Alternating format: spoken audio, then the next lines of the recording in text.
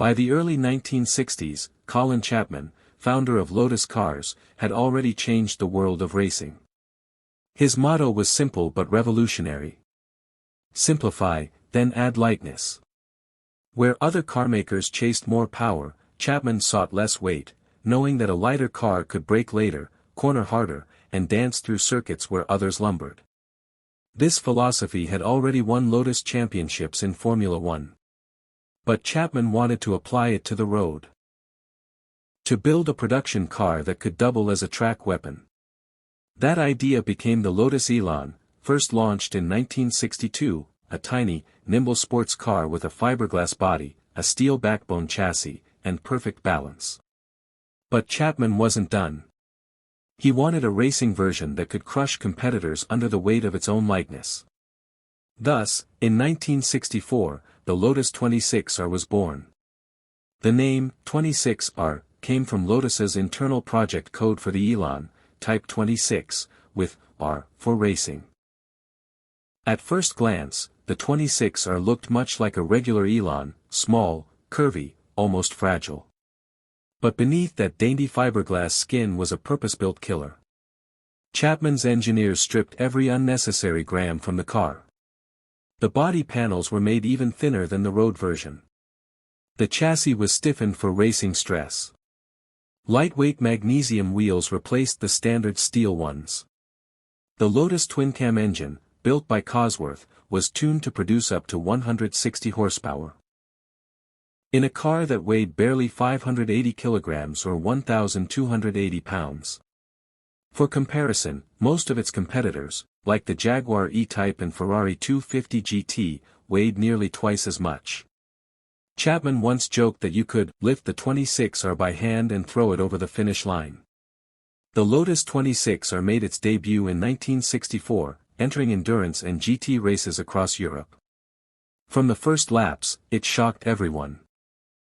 In the GT class at Brands Hatch, Silverstone, and Nürburgring, the 26R began humbling cars that cost 3 times as much and carried twice the engine capacity. It could out-corner anything, sliding through bends with effortless balance. Even when it didn't win outright, it finished far ahead of cars in higher classes. Drivers adored it. Mechanics feared it. The car was so light and finely tuned that rough handling or careless maintenance could destroy it. But when everything worked, the 26R was unbeatable in its class. The most famous confrontations came against the Jaguar E-Type and Ferrari 250 GT SWB. Both icons of power and beauty. The E-Type had a thundering 3.8-liter engine, the Ferrari, a hand-built V12 masterpiece. The Lotus? A modest 1.6-liter four-cylinder. But on a twisty circuit, that tiny Lotus could dance around them, braking later, turning tighter, and exiting corners faster.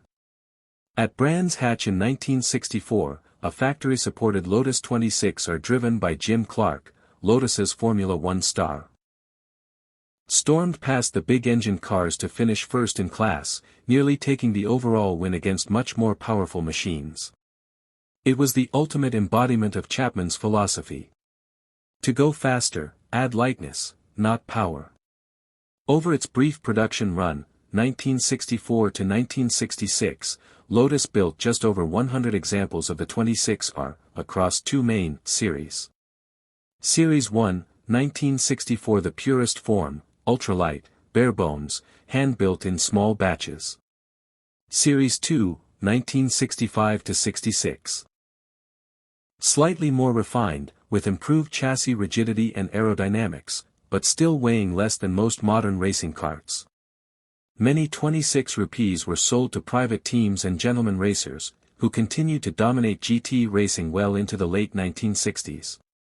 The car's success laid the groundwork for Lotus's future road and race philosophy, culminating in later legends like the Lotus Europa, Esprit, and eventually the Elise, all born from the same principle.